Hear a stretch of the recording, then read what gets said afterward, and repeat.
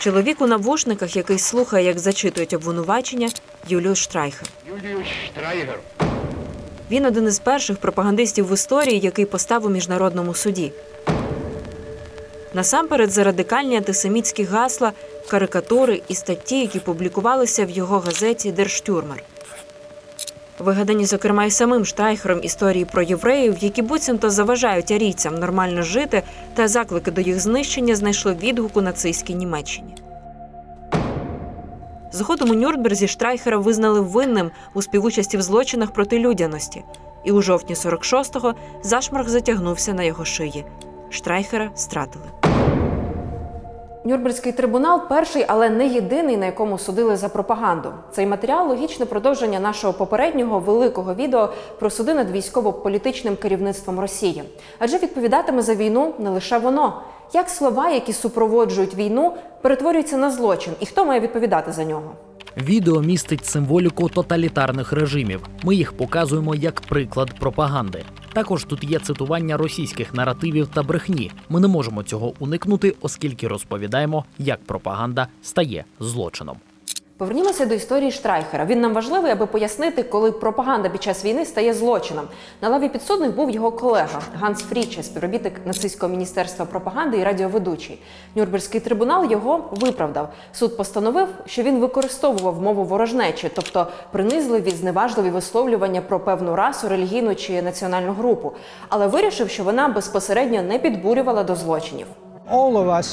Більшості з нас техніки пропаганди добре знайомі. Вони дуже поширені. Дегуманізація, узагальнення, стереотипізація, навішування ярликів, підтасовка фактів. Усі ці техніки пропаганди використовуються у нашому буденному житті, у суспільних явищах та приватних ситуаціях. Тож, по суті, пропаганда – це те, з чим ми живемо щодня. Тут треба розуміти, що сама по собі пропаганда не є злочином відповідно до міжнародного кримінального права. За пропаганду не можна переслідувати, однак за окремі пропагандистські висловлювання може бути судове переслідування. Є певний тип пропаганди, який перетинає межу. І це пропаганда, яка підбурює до війни, або пропаганда, яка підбурює до геноциду чи злочинів проти людяності. Таким чином, справді, певна пропаганда є образливою, але не кримінальним злочином. Але є пропаганда плюс заклик до насильства, яке, ймовірно, станеться або буде неминучим. Ми маємо висловлювання в юриспруденції «awful but lawful» – жахливий, але законний. Тобто багато з цього жахливе, але з цим неможливо щось вдіяти. Чи явно перетинає межу російська пропаганда? Та як вона пояснює війну російському суспільству? Тут варто нагадати бодай класичні приклади людей із російських телевізорів. Що ця війна йде не з України, а з НАТО. Це війна з сатаністами. Геноцид українського народу проводить Зеленський. Ну а мы делаем, единственное, что можем делать в этой ситуации, мы бомбим. Мы бомбим каждый день. Видит Бог, мы этого не хотели. Мы работаем каждый день на поле битвы. Уже 1000 уничтоженных байрактаров. Верить никому нельзя. Только мне можно. Хорошо. Гадаю, легко поглянути на цю пропаганду, на ці протиріччя, на невдачі і навіть посміятися над тим, наскільки це надумана брехня, і думати, що це не працює. Але насправді минуло уже 9 місяців війни. І, очевидно, у Росії справи йдуть не дуже. Держава не досягла своїх стратегічних військових цілей в жодному розумінні. І все ж російська громадськість залишається досить спокійною. Слова Гарнера підтверджують результати опитувань незалежної російської соціологічної організації «Левада-Центр». Станом на початок грудня 74% росіян підтримують дії російських військ в Україні. І хоча за активні бойові дії Росії виступають менше, 41% респондентів, ці показники все одно свідчать про те, що російське суспільство толерує війну. Менш успішно російська пропаганда мотивує молодь реально йти воювати. Люди за 50 за полную мобилизацию, меньше, чем 35 против нее. Ну, если тебя да, не там, касается. ну точно, да, именно в что они верят. Ну, видите, как они верят? Бегут сразу, когда есть шанс. Нет. Те, кто есть мало, какие-то перспективы в жизни, когда началась мобилизация, они бегут. Какие-то молодые люди, опять, это уже больше анекдотально, идут служить, идут воевать, потому что культ.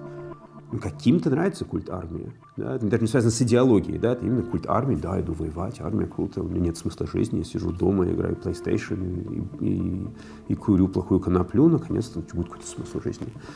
Пітер Померанцев – відомий британський журналіст та продюсер, який працював на російському телебаченні нульових і досліджував кремлівську машину пропаганди із середини. І тепер пояснює, як вона працює нині. Пам'ятаєте про 74% підтримки росіянами війни? Як пропаганді це вдалося? Підтримувати думку про нормальність війни, виправдовувати її, часом навіть найбільш немислимими та абсурдними мотиваціями. Як не дивно, це вдало працює на домашню аудиторію. Поэтому это не война, а операция. Война не ведется так. Мы жалеем их всех там. У нас нету никакого стремления к войне, но мы уж так воспитаны всей нашей истории, что любим свое Отечество. Я отталкиваюсь от истории нашего народа, ведь мы сломали хребет фашизму, который бы, несомненно, победил мир, если бы не Россия, если бы не подвиг нашего народа. Да поможет нам Господь и сегодня. Як ви апелюєте водночас і до Радянського Союзу, і до царизму великих церков, царя Путіна? Відповідь на це – фашизм. І я вважаю, що справедливо назвати Росію неофашистською державою, яка неодмінно створює світ міфів. Під цим я маю на увазі не світ, повністю збудований на брехні, а світ, який обіцяє повернення до минулого. Але не до справжнього минулого, а до уявного минулого, до якогось гармонійного і досконалого, де все уже вирішено і де нарешті ми позбудемося всіх проблем. Таке вже було в нацистській Німеччині. Гарнер відзначає, що головний принцип дії російської пропаганди останніми роками лишається геть незмінним. Спершу бомбардувати людей різноманітними, часто цілком суперечливими історіями, щоб потім побачити, що відгукнеться російській аудиторії. А тоді акцентувати на цьому якомога більше, перетворити це на так званий факт у світі пропаганди. Це така нормалізація жорстокості, нормалізація агрессивных войн и нормализация того, что или нас сидят, или мы всех сидим. Но это нон-стоп повторяется. И, конечно, главный месседж уже очень-очень долго, опять сейчас повторяется, что у тебя нет никакой ответственности. Да? Нас заставили. Это же главный был плакат в Москве, когда они попробовали разные месседжи, денацификация не сработала, там русский мир а там нам не дали выбора. Вот это сработало. Это был самый успешный месседж, и Путин начал повторять очень много. Нам не дали выбора. Потом можем думать, почему так много садизма скрыто, или даже уже не особенно скрыто в российском обществе, и почему так много было в нацистском обществе. В этом плане это похожая система. Идеологически они разные, но по психологической структуре они очень похожи. Вони продовжателі діла своїх дідів. Тобто в них це все на пафосі сприймається, ця пропаганда. Тому що вони ж вірять в цю брехливу картинку, вони хочуть думати, що вони хороші. І вони думають, що вони хороші, і шукають в цих брехливих пропагандах виправдання цих злочинів. Що це правильно, що вони роблять праве діло. Тому вся ця брехня, вона прекрасно сприймається пересічними росіянами, тому що вони таким чином намагаються собі дати дозвіл на вбивство українців. Моральний. Якщо поглянути на риторику російської пропаганди від початку повномасштабного вторгнення, агресивність меседжів зростала синхронно із збільшенням поразок російської армії. І якщо спершу ніхто, крім очільника Чеченської республіки Рамзана Кадирова, прямо не говорив, що готовий захопити Київ та Харків, уже після відведення російських військ від Києва Соловйов вперше на емоціях вжив слово «війна» замість «спецоперація», а Скабєєва заговорила про кремлівський намір окупувати всю Україну. Ідея Померанцева про прихований садизм та агресію частково пояснює, як стається, що пропагандисти перетинають умовну межу навіть для них самих і переходять до прямих закликів до вбивств українців, знищення енергетичної інфраструктури України та української ідентичності, не добираючи слів. Давно к этому призываю, могу сказать так. Американская стратегия ведения войны подразумевает уничтожение инфраструктуры, в том числе гражданской. Почему мы не хотим этого делать? По-моему, пора уже жестить. Прям топить таких надо было в Присыне. Прям вот там, где плыны кача. Вот прям топить этих детей, топить. Прям в Тиси. Через ці заклики в Офісі Президента та МЗС України заявляють, прагнуть побачити на лаві підсудних і пропагандистів поруч із російським військово-політичним керівництвом. За які злочини можна притягнути до відповідальності саме пропагандистів? Історичних прикладів, коли на лаві підсудних після війн та геноцидів опинялися пропагандисти, не так уже й багато. Предраг Дучинович майже 20 років працював у трибуналі щодо колишньої Югославії. Найбільш показова історія тут справа Воїслава Шешеля, політичного лідера та очільника сербської радикальної партії. За підсумками судового процесу, що цікаво, його було засуджено за одну єдину промову, яку він проголосив у травні 1992 року у межах політичних перегонів. Він зібрав людей у маленькому селі Хритковці у Воєводині, провінції Сербії. У цю промову він включив як хейт-спіч, так і погрози на адресу місцевого несербського населення – хорватів. Після цього хорвати почали виїздити із села, відбувалися злочини, зґвалтування і інше. Як і Штрайхера, його засудили за злочини проти людяності, дали йому 10 років в'язниці, які він уже відбув у Гаазі. Розпалювання ворожнечі через медіа чи у політичних промовах може готувати ґрунт для злочинів, геноциду. Найвідоміший кейс – Руанда. Приклад, як медіа спонукали до вбивств. У 94-му африканська країна потерпала від геноциду. Більша етнічна група хуту винищувала меншу – тутсі. Близько 800 тисяч людей тоді загинуло.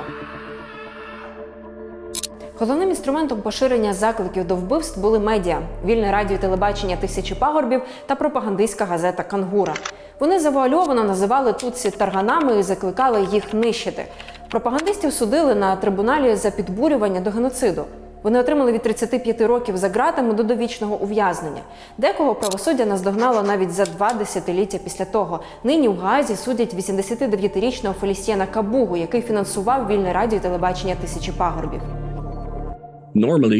Зазвичай для того, щоб підтвердити підбурювання, треба продемонструвати зв'язок. По ідеї, це якраз можна простежити, коли хтось виступає з промовою. Наприклад, якщо я виступаю з промовою перед моїми студентами в аудиторії і, наприклад, кажу їм йти і вбивати студентів в іншій аудиторії, і після цього вони залишають аудиторію та реально йдуть вбивати, мене легко засудити за підбурювання. Але ж може бути, що я виступаю з промовою і не певен, чи хтось мене слухає.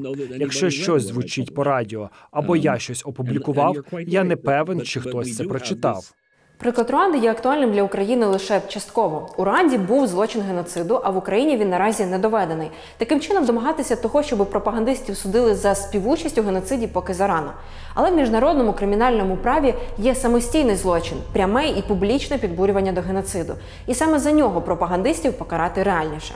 Тому ми доводимо підбурювання до геноциду, а не співучасть. Тому що якщо б нам потрібно було доводити співучасть, то нам потрібно було продемонструвати, що ось цей конкретний солдат слухав оту конкретну програму, там, де був оцей конкретний вислів. І це нереально. Дуже важливо розуміти, що ми тут демонструємо не зв'язок між висловлюваннями та геноцидальними діями. Між висловлюваннями та виникненням ось цього спеціального стану розуму, який, зараз я навіть процитую, який призводить до ризику, як то було в одній справі, виникнення геноциду. Отже, йдеться про те, щоб карати за риторику, конкретні слова, відверті заклики до насильства та знищення українців, без зв'язку із конкретними злочинами, до яких ці слова могли призвести.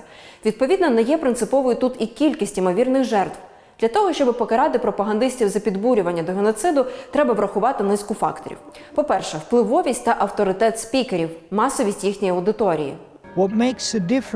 Що відрізняє спікерів – це їхня посада і їхня влада. Це принциповий момент розслідування у кожній справі. Якщо людина наділена владою, у неї вже є послідовники або навіть увесь народ за нею. Отже, і вплив більший. Якщо звичайна людина просто стане і буде виголошувати щось, скажімо, посеред парку, її вплив не дуже значний, і таку людину важко переслідувати за будь-які висловлювання. Це буде порушенням концепту свободи слова.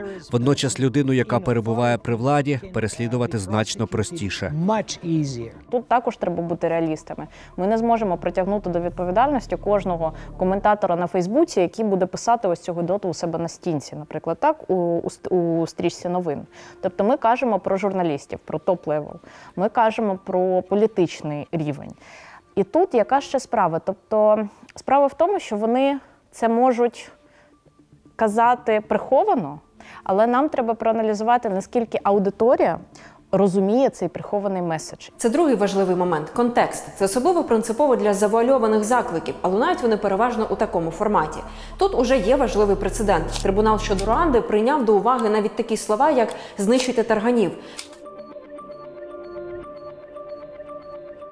Суд прирівняв це до прямих закликів до геноциду тутсі. Тож російські вислови в медіа щодо знищення карателів і нацистів також цілком можуть бути враховані. Бойся! Ми йдемо! Гойда!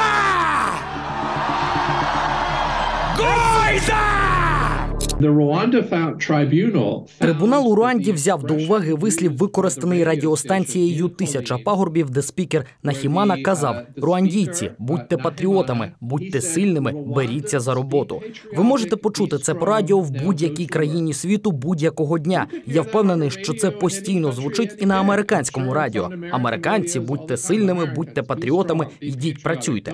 Це не заклик до геноциду, але в контексті Руанди 1994 року трибунал дійшов висновку, що це було чітке посилання до хуту чинити вбивства Тутсі, тому що це відбувалося саме в той час. І він казав слухачам братися до роботи як ефемізм для скоєння геноциду. І всі слухачі зрозуміли це саме так. Для того, щоб вірно прочитати контекст сказаного і сформувати справу для міжнародних судів, команда українських дослідників залучає психолінгвіста. Він має надати чітке пояснення, як саме росіяни у нинішньому контексті тлумачать, наприклад, слово «денацифікація», зміст якого російська пропаганда тотально змінила. Третя деталь – це зв'язок пропагандистів та Кремля. Ми шукаємо спочатку меседжі, там, хейт-спічі жорсткі в інтернеті, потім дивимося, хто їх сказав. Що ця війна йде не з України, а з НАТО. Потім дивимося серед тих, хто це сказав, щоб в нього була величезна аудиторія в Російській Федерації, щоб він мав вплив на свідомість, так? І щоб бажано, щоб він був дотичний до державних медіа. Тобто, якщо Соловйов має в Телеграмі 3 мільйони підписників, і він мовить на ВГДРК, яке спонсорується за рахунок бюджету, то це доводить його зв'язок з владою, і це доводить, що ці заклики до геноциду були погоджені владою Російської Федерації. Юристка Анна Вишнякова та журналістка Ірина Сідова останні півроку фіксують вислови російських пропагандистів, які можуть потрапляти під визначення підбурювання до геноциду. Далі працюють над формуванням справ, які підуть до міжнародних судів. Як ми це робимо? Ми знаходимо тих публічних діячів, у яких лунало ось це пряме підбурювання до геноциду. Тобто, йдіть, вбивайте українців. Замість українців там можуть бути хохли, нацисти, якісь такі речі, і ми показуємо зв'язок, чому під нацистами, хохлами і так далі розуміють всіх українців. Благо, вони вже це так наговорили, що це можна, в принципі, вже проводити цю паралель. Другий такий шар, ми починаємо збирати ось цю геноцидальну пропаганду. Наприклад, українці, ось така вони сволота, вони, не знаю, ніколи не можуть мати своєї країни, українські діти розпинають російських дітей. Ось такі ось якісь абсурдні речі, але там немає ось цього заклику «йдіть, вбивайте українців». Але ось це весь той масив, який ось вони постійно наговорюють. А третім шаром ми збираємо ось цей загальний фрейм. Тобто це ось ці історичні передпосилки. Тобто, наприклад, чому під нацистами будуть розуміти не тільки комбатантів, військових, а будуть розуміти всю українську націю. Для останнього помічним буде контекст російської пропаганди, яка ширилася до повномасштабного вторгнення, зокрема і на окупованій території України. Ірина Сідова вивчала російські наративи у Криму впродовж 8 років його окупації, відзначає, що пропагандистська риторика там була більш агресивною, ніж в Росії. По-перше, тому що окупаційна влада не була впевнена в лояльності усіх мешканців півострова до Кремля. По-друге, потрібно було примусити людей добровільно вступати в російську армію. Російська Федерація якось робила вигляд, що вони підчиняються власному законодавству, бо в них є доволі жорстке законодавство, яке забороняє розповсюджувати хейт-спіч. Тому оці всі Сіманяни, Кісельови, вони до вторгнення не дозволяли собі такої жорсткої риторики. А оці ватажки окупаційні, типу Губарєва... Донбас – це Донбас. Новоросія та Донбас. Я не знаю, Захарченка. Вони і до цього могли собі таки дозволити, їм нічого не було за це, тому що вони були поза правовим полем Російської Федерації, поза правовим полем України. Тобто ніхто її не контролював. І я просто пам'ятаю, що ще в якомусь 18-му році Захарченко волав з телевізора, що пощади вам не буде. Ходіть тепер і бойтесь. Ніякої пощади вам не буде. А це теж є в Римському статуті прям складом злочину воєнного. Приклад Руанди – це теж ілюстрація того, як пропаганда готує ґрунт для майбутніх злочинів роками до того, як вони стаються. Юрист Вільям Шабас був у складі правозахисної місії до Руанди напередодні геноциду. Він пригадує промову одного із руандійських політичних діячів, яка пролунала в листопаді 92-го. У ній він закликав до фізичного винищення Тутсі. Правозахисники, які приїхали невдовзі, визначили, що є високий ризик геноциду в країні. І, на жаль, не помилилися. Він сказав, ми їх виженемо з країни, а саме виженемо їх за річку, тобто їх уб'ють. Так це зрозуміли в країні. Промова була виголошена місцевою мовою. Це була мова, яку ми не могли зрозуміти чи легко витлумачити. А саме так це було зрозуміло жителям країни, як заклик до вбивства Тутсі. Тому я вважаю, що це був найвпливовіший елемент, тому що ця країна страждала від хвиль переслідувань Тутсі протягом кількох десятиліть. Але це ніколи раніше не набувало такого виміру фізичного винищення. Ми чітко розмежовуємо поняття воєнної пропаганди і пропаганди задля війни. Воєнна пропаганда – це пропаганда, яка може призводити до воєнних злочинів, злочинів проти людяності і геноциду. У той час, як пропаганда задля війни передбачає розпалювання ворожнечі, що призводить до злочину агресії. Це дуже цікаво, і це той концепт, який ще належить розвинути в міжнародному кримінальному праві. Тож, якщо буде створений новий трибунал по Україні, який займатиметься виключно злочином агресії, він розглядатиме ось це розпалювання ворожнечі, пропаганду задля війни, щоб судити за злочини агресії. І це потім включать до його майбутнього статуту. У цьому відео ми розбиралися, як пропаганда стає одним із видів зброї на війні і часто не менш нищівною, і як злочини, скоєні нею, може тлумачити та карати міжнародне право. А ще чому російська пропаганда часом така абсурдна і агресивна, так добре працює на російську аудиторію, позбавляючи її відчуття відповідальності за війну. Нам важливо, щоб про пропаганду як злочин говорили більше, тож діліться цим відео та пишіть у коментарях вашу думку про роль пропагандистів у війні. А ще яку тему ви би хотіли почути наступною.